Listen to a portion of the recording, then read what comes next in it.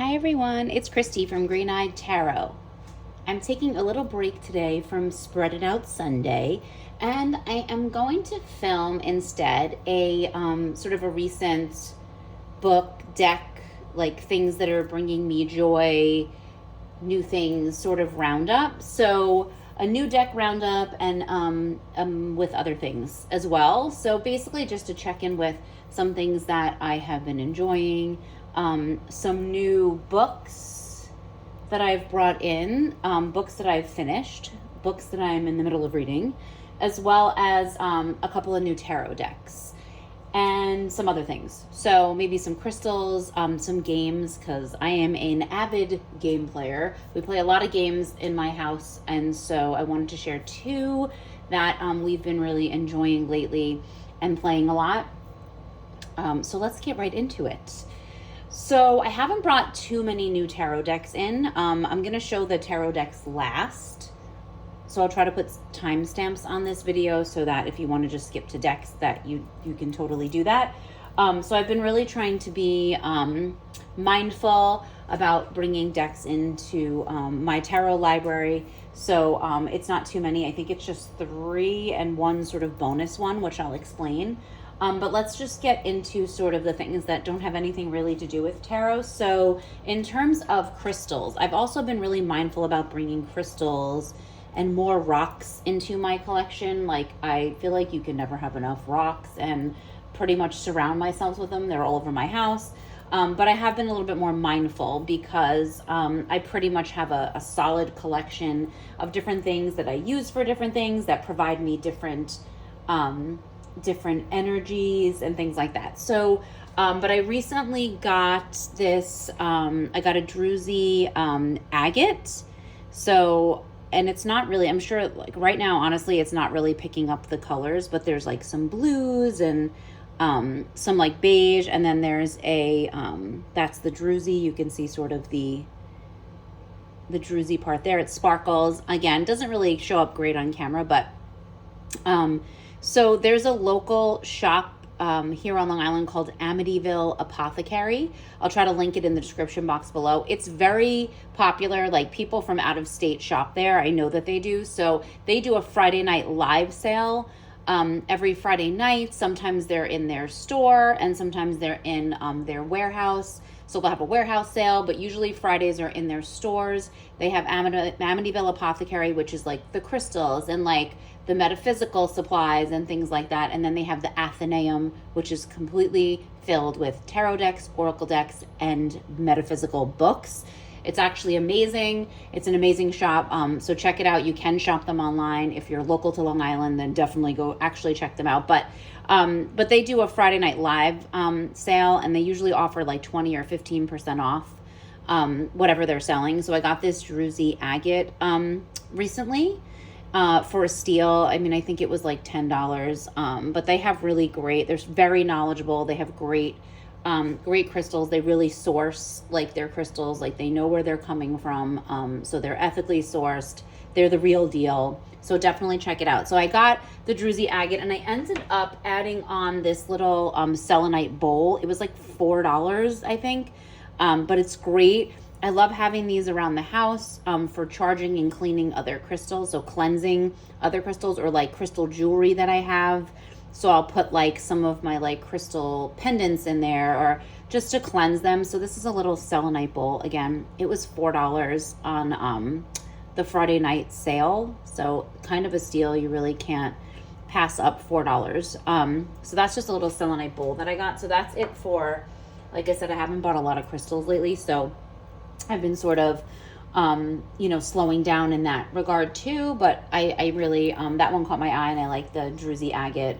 I love agates. I'm a big agate person. Flower agate is one of my favorite crystals. And then again, selenite, you can never have enough of it. I have it all over my house right now. So that's crystals. So there's 2 games, like I was saying, 2 games that I want to mention that we've been playing lately, that we've been enjoying. And like I said, we're, avid game players. So this one's called Tidy the Library. And so, so this one is the fun and infuriating card game for book lovers. And let me tell you, it is pretty infuriating. And I'll just kind of show you a couple of the cards so you can get the premise of this game. So basically, you can play it with 2 or more players. And so each player gets a sort of like a bunch of books. So like your hand is just, I believe you do 15 cards. If it's 2 people, you do 15 cards, right? So you'll each get 15 cards. And then you have like the main deck, and you put one card in the middle, and that's the bookshelf. You start the bookshelf. So here we have, and I'll zoom in a little. So here we have Alice's Adventures in Wonderland by Lewis Carroll. So this book, so you have to keep them face up, otherwise you will know the answers. So what happens is now I have my hand of 15. And so I have One Flew Over the Cuckoo's Nest by Ken Kesey's. I don't know. One Flew Over the Cuckoo's Nest. So now I have to decide where this goes back. So I have to shelve the book. So I have to decide when was this published? Was it published before Alice in Adventures in Wonderland or after? So I have to start building the bookshelf. So I'm going to say it was published after Alice's Adventures in Wonderland. So then we check 1865. I think I'm right. 1962. So play continues. So then the next person goes, and maybe they have Daphne du Maurier's Rebecca. Okay, so now I have to decide. Now I have to play. This next person has to play their hand, and they say, all right, well, how am I shelving this book? So I'm thinking it's between these 2. And then it just continues to play. We can continue to go. 1962, 1938. So I was right. If I wasn't right, I would have to take that card back.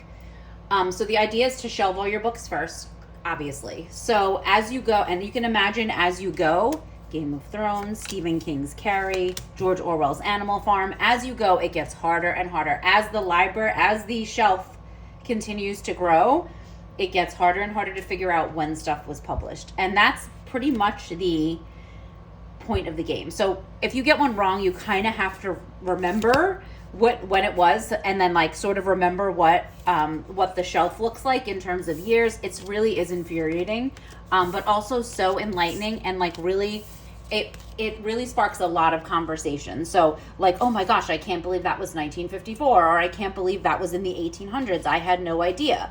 Like Tolkien's The Hobbit, right? 1937, like just. And it really makes you think, well, what was happening at the time? Like, I think I saw a movie about this. Like, and it really just makes you think about when things might have been published. So it's great. And it covers like all these great like literary classics, books from, I think the Iliad was in here, which was like BC, right? BCE. So it covers classic texts through modern day. Twilight's in here, like 50 Shades of Grey. So there's a lot of like newer books, like Dan Brown's books. So it spans like a lot of years, but it's really fun. It sounds kind of silly. It sounds kind of simple, but it is pretty infuriating when you get down to it and you start playing it. But it was really fun. So it's tidy, and my partner works in the public library, so tidy the library. It's a lot of fun. It sparked a lot of conversation, a lot of discussion between us. So it's a great game. I thought it was fun, and I feel like I paid like $10 or something for this game. So cheap, but a fun way to spend an evening or a Sunday afternoon like today. So another game that we've been absolutely just obsessing over is the Lord of the Rings adventure book game. So I don't know if anyone's ever heard of these adventure book games. I think I might have featured the Princess Bride version of this game in another video. It's possible. I don't remember, but Princess Bride also has an adventure book game, but this is the Lord of the Rings adventure book game. And what this is, and again, I'm not going to show you obviously all of it, but I'll just show you sort of the game board. So what it is like you're playing through chapters of the story. So like here, and the game board is like a book. So you move through each chapter. It is super intricate. There's so much strategy involved. It's amazing. So every chapter has a setup. So where you're going to put some of the little figures, you're going to set it up, like which cards you're going to use. There's like little counters you have to use. And then there's chapter rules. So that's like rules for how you can move around the board. And then you play through, and and you're playing together. This is a cooperative game, so you're not playing against each other. You're playing to to finish the chapter and eventually get through all chapters. And there's like there's a little board that goes with it that basically you have to be careful not to move along it, because eventually you just end up in Mordor, like with the Eye of Sauron on you. So you have to make sure that you don't get there or you lose the game and you have to start over. So it is so much fun. If you're a Lord of the Rings fan, it's just amazing. And again, right now we finished chapter 2, so we'll be heading on chapter 3, which is the Mines of Moria. Oh my gosh, there's a lot of challenges for this one. There's 4 challenges, lots of moving parts, lots of things going on. So I think we're going to try and tackle chapter 3 this evening, I believe. So that'll be amazing. But yeah, it's been so fun. And it's the kind of game you just come back to again and again. Again, you can go chapter at a time. So we've been doing 1 chapter at a time. Usually on Sundays, like Sunday, or sometimes Saturday afternoons, like Saturday nights, we've been doing a chapter. So, but it's been so much fun. So the Lord of the Rings Adventure book game. This is by Ravensburger. They do make a lot of other types of games, but that's the Lord of the Rings Adventure book game, which we have been loving so much. Again, okay, so I talked about some crystals. I talked about the games I wanted to talk about. So let's move to books. So for books, I did finish one fiction book recently. This is the most recent book that I read, and it is The Bane Witch by Ava Morgan. So this book was, it was pretty good. I did enjoy it. I feel like it felt like a quick read. Like it was I got through it pretty quickly. I also think it's because like there's some like holes in the story, like some things that are like really like, I don't know that would be feasible, or I feel like some things that were a little rushed through the story, but otherwise it was good. Like I love the premise of it. And really the premise, and without giving too much away, is there's like this ancient order of witches, like women in particular. They're women and they're witches, and they're Bane witches. And so what they do is they use poisonous plants and poisonous flowers, anything growing in nature, mushrooms, like anything, as you can see on the cover, there's mushrooms, like anything that can be considered poisonous. It's not to them. It actually fuels their magic. And they use this, and they must use this magic to sort of rid the world of really bad men who do really evil things to women in particular, or like young girls. And so it's kind of like I don't want to say like a Dexter, like a serial killer of serial killers, but it's like along that like same line. And so it follows this one, obviously this character who kind of has an idea but has never really honed her like witchcraft. She has an idea about it, but she sort of like has pushed it down and sort of like, not really learned like how to wield this magic, because it can be really dangerous. And so she finds herself in a situation that she has to get out of. And then she ends up connecting with like a relative that she hasn't, seen in a long time, but it's another woman who is very well versed in these arts. And there's a sort of a coven involved.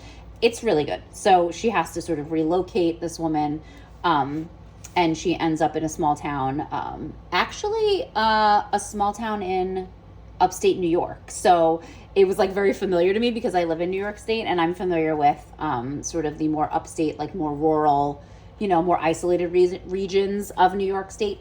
But it was good. Like I said, it was a quick read. I think it's, pretty standard in terms of, it's 370 pages. So, pretty standard for a paperback. It says a very little poison can do a world of good. So it was really good. It was really interesting to learn about like the different mushrooms. Like there's one that's called, I think it's called like something angel. Like, I don't know, it has this like really like this really like innocent sounding name, but it's like awfully poisonous. So it was really interesting to learn about and hear the different, and that made me like want to like kind of like learn more about it for real, like, find out about these different like plants and like poisonous So yeah, it was really, like I said, it was a good book. I would recommend. It's a quick read. I would definitely recommend. It's kind of fun, even though it deals with, sort of killing and murder and things like that. It was a fun read, only because of the sort of the magic, the type of magic that these women were doing, if that makes sense. So that's The Bane Witch. Again, I thought it was good. Was it like the best book I've ever read? No, but it wasn't bad. And I did enjoy the story, and again, especially the magic system. I thought was really clever. I thought it was a very clever way to sort of incorporate these poisonous type plants. So that's the fiction book that I actually finished recently. And then the nonfiction book I'm reading is sort of, doesn't have anything to do with sort of fantasy or witchiness or tarot or anything like that. It's sort of out of the realm of that, but I definitely wanted to share it because it's super interesting to me, and it relates more to my work, but also things that I'm super interested in. So this is called What the Children Told Us by Tim Spofford, and this is the untold story of the famous doll test and the black psychologists who changed the world. So if anyone hasn't heard of the doll test, I would highly recommend you Googling it and like doing a little bit of research if you're interested in psychology, if you're interested in social justice issues, in racial justice issues. These two psychologists played a major role in the desegregation of schools, particularly the Brown versus the Board of Education lawsuit and trial, and so and that court ruling. So it's super interesting. I have, I've heard of the doll test. It's something that I was exposed to a long time ago. And then I happened to be browsing through Barnes and Noble, and I was in the sort of psychology, sociology, section. And I saw this and I was like, I was so excited. And so I'm about halfway through. And basically it's about Dr. Kenneth Clark and his wife Mamie. It's fascinating. So I love that this book builds on their relationship. It really focuses on how they met, how they were raised, where they were raised, how they met, and all of these people that they connected with throughout their work, and the work that they were and they were really devoted to looking at how segregation, specifically in schools for young children and adolescents, and so like all through, starting with early childhood, so with preschool age children and then children older as well, and how segregation affected how they saw themselves. So their self-concept, their self-awareness, their self-esteem, their identity as Black children, like growing up as Black children especially during this time period, right? So this post-Civil War, but still like Jim Crow South, and so like this time period, and so segregation was still in place in so many places, not just schools, and so this was how the doll test came to be, and they were both brilliant psychologists, both PhDs, just really pioneers in this work, and even though they were psychologists, like I said, their work really helped support the Brown versus Board of Education and that desegregation in schools, and they fought for better schools in areas where predominantly Black families lived, and so they fought for equal schools, equal access to things in schools like art education and physical fitness, and better cafeterias and libraries that were stocked with books, just access, right, for children growing up in majority Black neighborhoods and towns and things like that. So their work so sort of extended so far beyond, but it really started with this doll test. So anyway, I'm so enjoying this read. I'm just so glad that there's a book written. I'm sure there's others, but this one is very well written and very comprehensive, and really kind of gives me a picture of just what was happening at the time and the things that they were up against, the barriers and the obstacles that they were up against, and really just how devoted they were to this, and how passionate they were about it.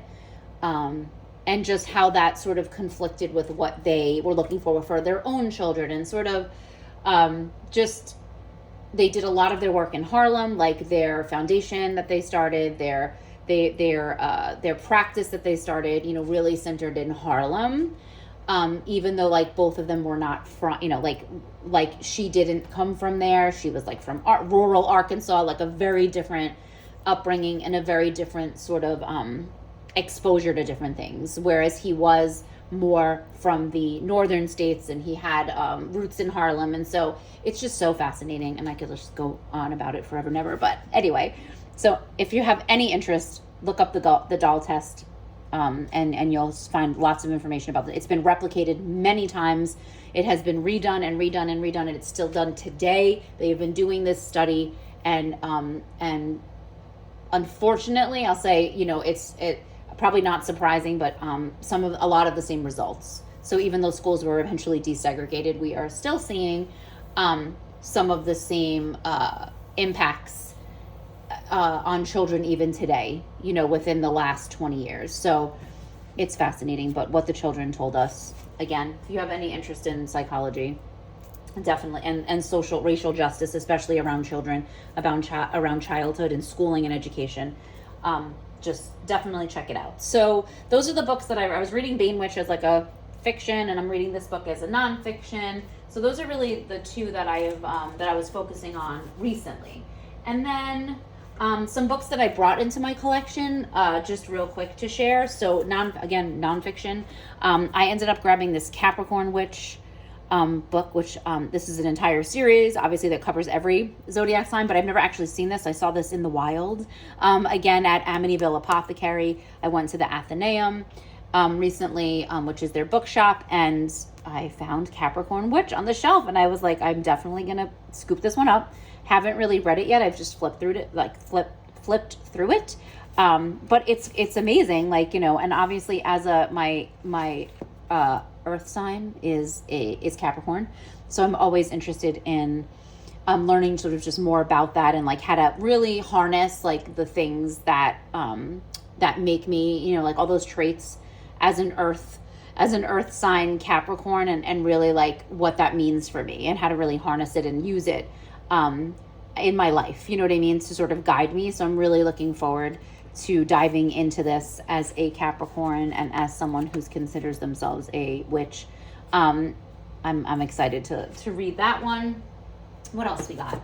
So I also brought in this book as another nonfiction book that I brought into my collection and have not read yet, and that's The Cunning Folks Book of Cottage Witchcraft, Spells, Charms, Traditions of Wild Folk Magic. This is by Danu Forrest. So this book really sort of sparked my interest when I was flipping through it.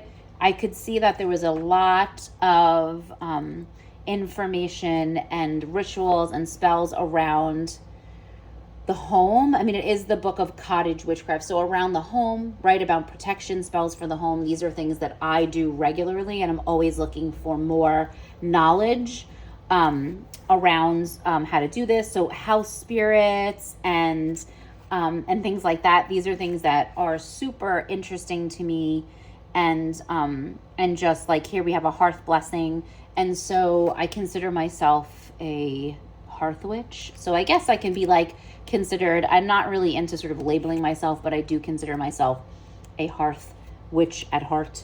And so I love that there's a section called Practica, which has the actual, you know, practical application. But you can see there's an introduction about the cunning path. And then you have the witch's cottage, you know, again, about the home, right? About where you live, where you put down your roots, like sort of your sacred space. Gathering magic, magical tools, divination and the art of finding, household protections and wards, apotropaic. That's like a new word to me, so I'm learning something new. Apotropaic magic.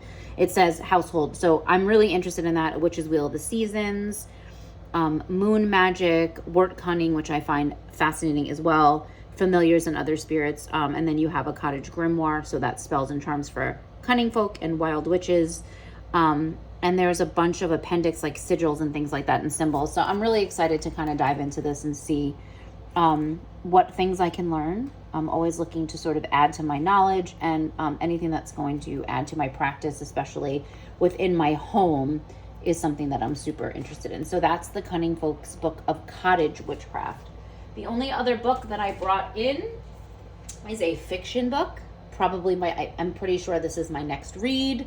I already started sort of looking at it and started reading it because I was so excited about it. But that's this chunker of a book, which is the classic Dragonlance Chronicles by Margaret Weiss and Tracy Hickman. So this book is not new.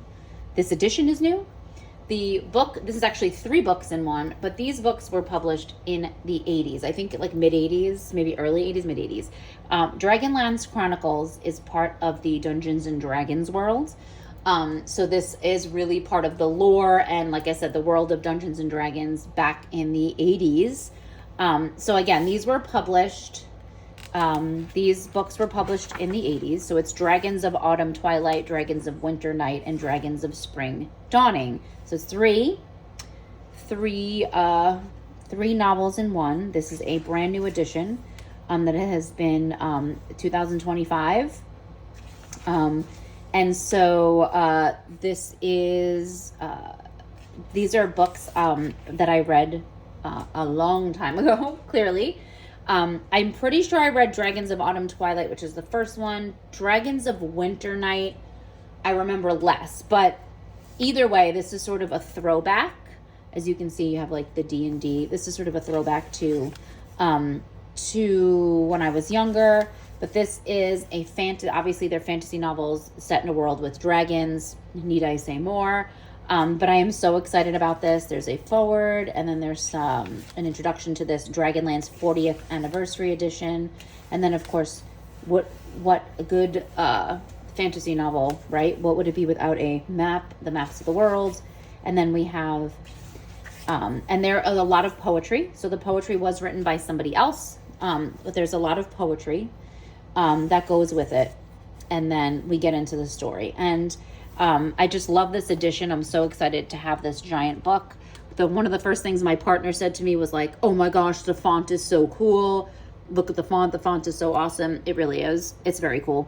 It's like this, old, like more like antique font. And there's some illustrations, not much, but, little dragon here, little gnome, little orc, action. So I am so excited to dive into this. I have a feeling it's going to take me a while. I'm hoping it will lead me right into the fall and just be that, like immersive fantasy, read that will take me through the fall and into the winter. I'm pretty sure it will, because look at this thing. But anyway, I'm super excited about this. Again, this is a special 40th anniversary edition of Classic Dragonlance. 3 novels in one. It says, rediscover the world of Dragonlance with the first 3 novels in one of the most popular fantasy series of all time. And if anyone wants me to read, I'll read this. Once merely creatures of legend, dragons have returned. But with their arrival comes the departure of the old gods and all healing magic. As war threatens to engulf the land, longtime friends reunite for a quest that will change their lives and their world forever.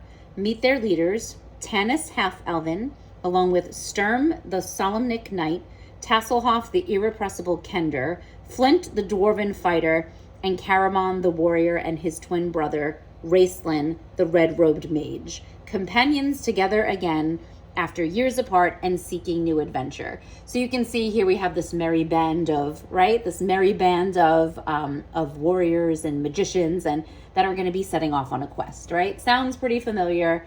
But I remember loving it. And so when I saw this in the bookstore, I snapped it up immediately and knew this will be my next read. So just wanted to share that. So that's it for books, really, in terms of new things and things that I've been reading. So now let's get to decks, right? I'm pretty sure the reason everyone is here is for the decks. So again, I've been, like I said, trying to be mindful about what I'm bringing in. And what decks I'm bringing in, because I really want to use what I have. So I'm being really discerning. Also trying to watch my spending in sort of all areas of my life. So there's lots of things that we want to do. There's plans that we have, and New York is getting more expensive, not less expensive. And so a lot of things have come up recently that are throwing us, throwing us a little off because of the cost increase in so many things happening right now. And I know that a lot of people are feeling it. So this is not something that's, this isn't something that's special just for me. This is, I know everyone is sort of feeling it. But that has, made us more mindful, let's just say, of certain things. So I did get a Kickstarter in, and then I have 2 decks that I did purchase. And like I said, these are probably the decks probably over the last couple of months, like the only new decks that I've gotten. So again, a Kickstarter and a few that I brought in. So I'm going to start with this one. And I will zoom in a little so we can see the cards. So this is Tarot en Español. So it says on this side, it says El Tarot Clásico en Español. So this deck is in Spanish, obviously. So the titles of the cards are in Spanish. These are the backs. And they are a little bit larger than standard tarot size, definitely. They're kind of like, they're not glossy cardstock. I don't know. It's kind of like a satin, I guess, maybe like a satin finish. Definitely not glossy, 100% glossy, but a little bit shiny, if that makes any sense. I feel like I'm not making sense. Anyway, so you can see that the titles are in Spanish. But something about this deck, I don't know. I don't know if it's like the soft, kind of watercolored type artwork that really sort of sparked my interest in this. I also like titles in different languages. Like I don't know. It just adds something to it. It just gives it a different feel, different experience for me. So I kind of enjoy when the titles are in other languages, and especially when this is like a Rider-Waite-Smith clone. So it's pretty much following the Rider-Waite-Smith system. But I just think it's really beautiful and soft, and like I said, something about the art, it's, it's old world. It's, it's got that old world feel, but is definitely a Rider-Waite-Smith clone, right? It's following that Rider-Waite system. But there's something about it, I don't know, that I've really been liking. So I've been using it a lot. It's very, very clear reader. Like the fact that the titles are in a language other than my own is not throwing me off at all, because I know exactly which card it is. And like I said, it just adds something, to me, it adds something a little bit special to the deck that it is not in. That's not in English, that it is a Spanish language deck. But I like it. Like I said, it's otherworldly. I like the a little bit larger size. It's borderless. So, you can really see the image, and it's just, like I said, soft, clear reader, something that sort of takes the place of the traditional Rider-Waite-Smith without going far off. It's not going off on its own thing. But yeah, I just think it's really, really pretty. So that's the Tarot en Español. El Tarot Clásico en Español, by Empath Soul is the creator. It says it right here. So that is that deck. Now, the other deck I got in, which was a Kickstarter, is the Silly Goose Tarot by Emma Baginski. I cannot tell y'all how excited I am about this. I can't believe how quick it came. Like, I don't even think I got like a shipping notification, and it was at the door. So I'm so excited about it. But it comes with this guidebook. So there's no images in the guidebook. I do like when guidebooks sort of follow a little bit of a different setup. So like in this instance, the creator put like all the aces together, and like the cup, so all of the aces, which I kind of like, because again, numerology, right? If I'm trying to work on the numerology aspect of it, this is helpful, because it's giving me the numerological 3, growth, creativity, expansion. 3 signifies progress, collaboration, and the blossoming of ideas or efforts.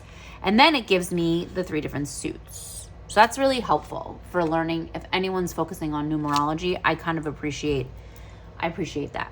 But that's the book. And let me show you the deck. It's in order. I literally just got this like the other day, so I haven't even had a chance to use it. But these are the backs. These purples, like a lilac and a darker purple, and then this. I love the colors. Like the color choices and the way. It is a matte cardstock. It is not rose petal, but it feels soft, but it's definitely not rose petal. It's a matte, but it's definitely soft, a soft matte. I think this is pretty standard, maybe a little bit bigger than standard, it looks like. I'm like not good at describing sizing of tarot cards. But again, I haven't used it yet. And I most likely will film a complete walkthrough of this deck because it's silly goose. It's geese. I'm not sure. I mean, it's just completely adorable. Again, Rider-Waite-Smith. But I feel like I definitely needed a Rider-Waite-Smith clone with geese in it. Especially as a silly goose. Like, as a silly goose myself, I'm a self-proclaimed silly goose. So as soon as I saw this come up as a Kickstarter, I jumped on it to back it. And I don't do that really much anymore. I don't back a lot of Kickstarters. Again, trying to rein it in. But this one, really just struck me as something that will bring me so much joy. And in the days where I'm kind of feeling down and just sort of bogged down by life, just life in general, the everyday stuff. I mean, I don't know how this couldn't put a smile on your face. And like some of the choices, like I said, there's a few cards that I was like immediately like, I love it. Like as I flip through it, that are my favorites. I love this Hierophant card where the little tiny goose is standing in front of this giant tree with sort of like moss growing on it. And it looks like the beard, right, of like the Green Man. I love the choices like that were made. Some of them are just so adorable. I want to get to a couple of the ones that, I think it was the devil card was like one of my favorites. And like, look at the little needle point that says this too shall pass. Oh my gosh, like the wheel for the wheel with the thread. I love it. And again, look at the Hangman. He's looking through his little like, and then like there's a little flower like again, like the flower has a different perspective.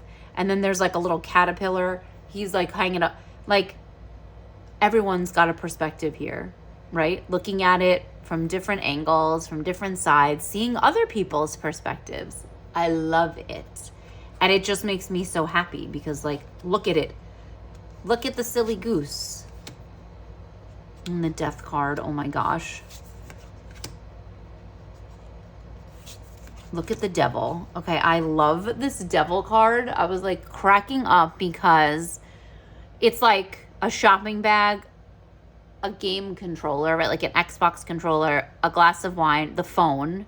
There's a cake, right? There's like a big cake. It says welcome, like, and then like the devil, the shadow of the devil, right? And it's so funny because these are all things that like I'm like I struggle with. And so I was like, oh, this is definitely, I'm connecting with this energy. I'm like, too much on my phone. I need to take a break. Like, there's too much on my phone. I need to stop shopping. You know what I mean? Like, I'm on the gaming too much. I've already cut back on the wine because forget it. Like, that was throwing my whole like premenopausal body into like even worse like than it already is. So I've already done that. And like even like cake, like I allow myself cake, but just to struggle. It's like the struggle bus of like making sure you're eating healthy and making sure you're moving and making sure you're budgeting your finances. And it's like all these things that come at you. And all of the ways that, you know what I mean? We sort of like, I don't want to say I'll say I have experienced guilt and shame. Like, so that was like, yep, I definitely connected to that. And then this one with the with the goose, like he's like in the tower, the top of the tower as it's falling.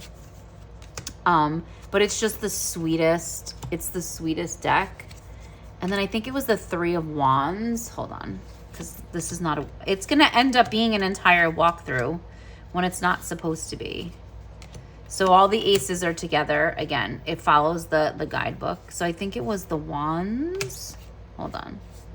Three of Cups is, yes. Oh my gosh, look at the Three of Wands. So it's a goose. It's a silly goose with a lemonade stand. And like the little, I was like, oh my gosh, I just love it. Like, I love this idea of the lemonade stand. And and the fact that like the goose is just like a white, it's like, again, following like one character through the whole, right? This one silly goose, as this one silly goose goes through life. And I adore it. I don't know that there's anything else to say about it other than that it's just amazing. And it makes me so happy. And that's, it's sort of the little things. And this, just a smile immediately. I feel better. So that's the Silly Goose Tarot by Emma Baginski.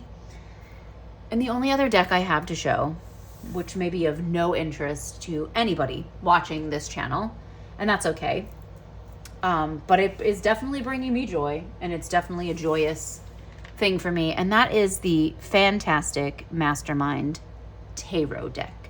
That's right, this is a Taylor Swift themed deck, and I am a Swiftie, so cue the nasty and negative comments. Bring it on. I don't care. I have no shame about the fact that I like Taylor Swift's music, that I think she's a brilliant storyteller, that she's a brilliant writer, that she is a poet, that she's a talent. And I enjoy so much of her music, especially this later as she's growing and changing and learning and becoming more of an adult, right? We've sort of seen her grow up, and just so many themes that like so many people can connect with no matter how old you are. And again, these are my opinions, but again, so it's fine. I'm a Swiftie. I have no shame. These are the backs. I think they're like brilliant. I know that a Swiftie created this deck. So their shop name is, Suburban Witch Company. So Suburban Witch Co. So that's the shop name, and I will link it below. They recently had a 50% off sale on this deck. So I snatched it up. I had never even known this existed, because I probably would have paid full price for it had I known it was around, but I didn't, because I literally haven't been really like looking for decks or anything like that. So I didn't even know this existed. So there's a big T, and then Taylor Swift has cats. So I'm assuming these are her 3 cats represented here. And so you can tell that the person who created this deck is a tarot enthusiast and a tarot reader, as well as a Swiftie.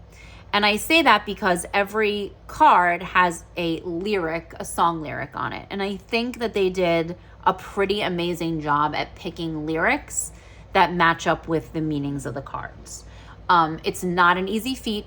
I feel like this took a lot of research and a lot of referencing and cross-referencing and a lot of sort of digging into, and you have to be committed to this and be like I said, you have to be a Swiftie, and clearly this person, is a fan. And that's why it's called the Fantastic Mastermind Tayrot Deck, which I think is very neat and very cute too. So we have the Fool on a Wednesday in a cafe. I watched it begin again. Okay, so if you're not, if you don't listen to Taylor Swift music, the lyrics are going to mean nothing to you. All Eyes on You, My Magician. Gathered with a Coven Round a Sorceress's Table. Love it. The Empress. If I were a man, I'd be the man. If you know, you know. So that's the Emperor. I think it's time to teach some lessons. The Hierophant. So it's really smart. It's really well done. I love the cats. Like, the cats in it are just making me laugh. So this isn't even a cat deck, but there's so many cats featured because Taylor Swift has cats. And I know one of them is named Olivia Benson because I think that's hysterical, and also because I'm a huge Law & Order SVU fan. So I know that one is called Olivia Benson because I think it's funny. I come back stronger than a 90s trend. That's strength, of course, with her cat. So there's lots of cats in this deck. So if you're a cat lover, you might love this deck. But again, if you're not a Taylor Swift fan, this is not going to be something that's up your alley. I completely get that. Karma is a god for justice. I'm right where you left me. The Hanged Woman. Death. I love it with her like different outfits, her different persona, her different eras, like on the floor, dead at her feet. So really, like I said, really smart. Used like a lot of her recent tour, like the costume she wore, right? The outfit changes. I love this Five of Cups. How much sad did you think I had in me? Please picture me in the woods before I learned civility, for the Six of Cups. I love this one. Sort of a classic image from one of her albums, one of her album covers. I lose myself in a daydream. So it's good. It's very well done. I can't thank this person enough for doing this because, like I said, it took a lot of time and a lot of effort. And a lot of commitment and devotion, and it comes through. And like I said, definitely a tarot fan, a tarot reader. I can see that in this deck. But again, this is one of those that just makes me so happy. And we need a little happiness. We all need a little things to make us happy, where we can get it. And this is definitely making me happy. I'm probably going to do an in-depth walkthrough of this. So for anyone who is a Swiftie and a Taylor Swift fan and would like to do that, or like for me to do that, leave a comment. I'm probably going to do it anyway. Again, it's not going to be for everyone, but for anyone who does like it, is a Swiftie and does love tarot, and those two things are intersecting, this makes me very happy as someone who's a tarot reader for a long time and also a Swiftie. This makes me happy, this intersection. So that's the Tayrot deck. The only other thing that I got, which I haven't even opened yet. Okay, so this, I was in we frequent a lot of like antique stores, vintage stores, like stores that are like indoor flea market type stores. I like to buy used when I can. So I'm trying to do that more. And I'm always on the lookout for decks. And like, I never find tarot decks. It's so weird. Here in New York, I never find them in these antique stores and vintage stores ever. And it was so weird. We were in this like booth, like a vendor's booth. And there was a bunch of games, like board games. So that sparked my interest. Being a game lover, there was a bunch of board games and things. And this was up there on the shelf like this. Like all I could see was this. And I just reached my hand up and pulled it down. And I was like, oh my gosh, I've heard of this Intuity creative cards. I'm like, this is related to tarot. I'm like, I don't know how. Is it a tarot deck? So it's in the plastic. It is, I think it's designed in Italy by Sephirot. Sephirot, Sephirot, Sefirot. Sephirot. Is this like it almost looks like Lo Scarabeo, but it says Sephirot. So Intuity. So it was $5. So I immediately pulled it down and I was like, oh my gosh, yes. Designed using the principles of Gestalt psychology and based upon the classical tarot archetypes. I read that and I was like, $5 sold. I don't even know what it is. I'm pretty sure I've heard of this before though. Like I've heard of people talking about this. $5. So like I immediately grabbed it. So I'm really looking forward to this, to figuring out what this looks like and what this is. It's called Intuity Creative Cards. Let's just open it. Why don't I just open it right now? I've already made this video way too long. Might as well just like continue to make this video extremely long. Why not? Let's just open it now. I'm so excited. It's never been opened. $5. Okay. Ugh, it's even wrapped in here. These cards are the compass of a world called intuition. It is called Intuity. And the little booklet is in other languages. We often wonder what creativity is, where it comes from, if it can be taught, what key is needed to access it. We get so lost in these conjectures that we forget that it has always been inside us, waiting to be awakened. It needs to be inspired. It needs to be intuited. Intuiti is a pack of cards that helps one to feel their creative capacity. It was born as a project of the Polytechnic University of Milan, and it represents a new way of living the subject of creativity, an issue that is often superficially tackled. Instead of forcing the user to find an idea as it happens with some techniques like brainstorming or mind mapping, Intuiti invites the creative to sit calmly and to feel what they have to give, remembering that creating must be a source of joy and satisfaction. How to use Intuiti. In the pack, you will find 2 series of pictures, the primary Intuities and the secondary Intuities. The first ones, indicated by Roman numerals, represent archetypes related to the great moments of existence. So this is your trumps. So this is the major arcana.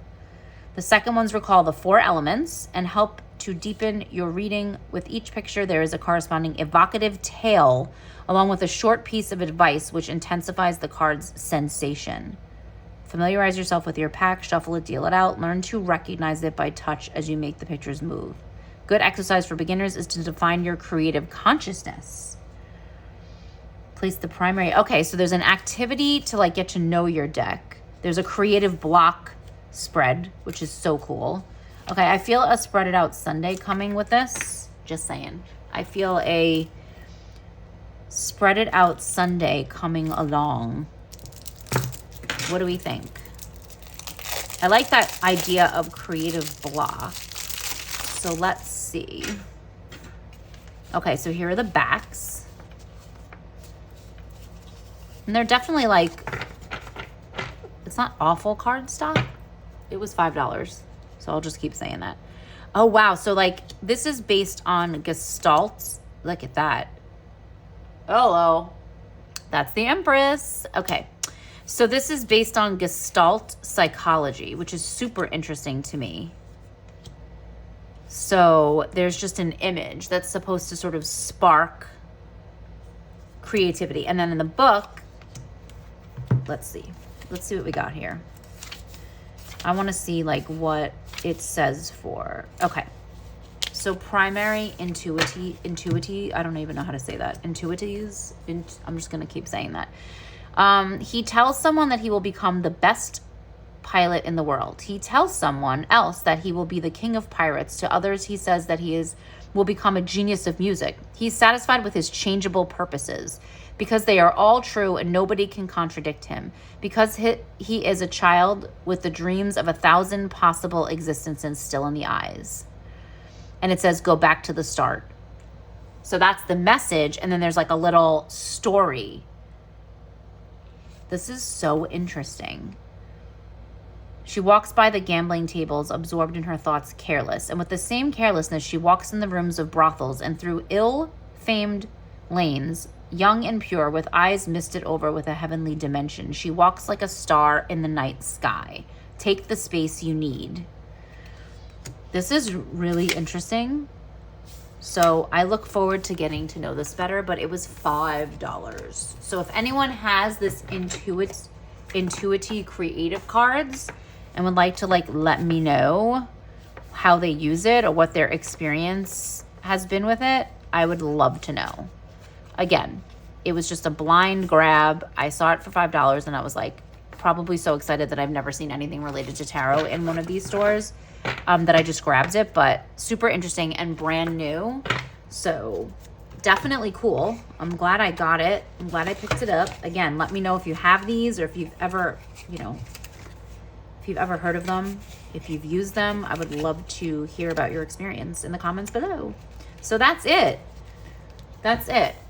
My $5, my Taylor Swift, my Silly Goose, the Tarot of Espanol, and all my books and games. And thank you for being here. And I'm sorry this was so long, but thank you for listening as I share sort of some of the recent things that I've been interested in and decks and books that I've been reading. I'd love to hear about what you've gotten in, if you've gotten anything in recently. Also like, things that you're loving, books. You got any book recommendations? I'd love to hear those. I would love some book recommendations, although I feel like this Dungeons and Dragons book is going to be keeping me a little bit busy. But I still like to hear some. I'm going to try to focus enough and get through my brain fog enough to stick with this and finish it. So I hope I'll have a review of the book soon, so I can talk about the dragons and this world. And I look forward to going back to this world. So again, thank you so much for being here, and I will see you all in the next video. Bye.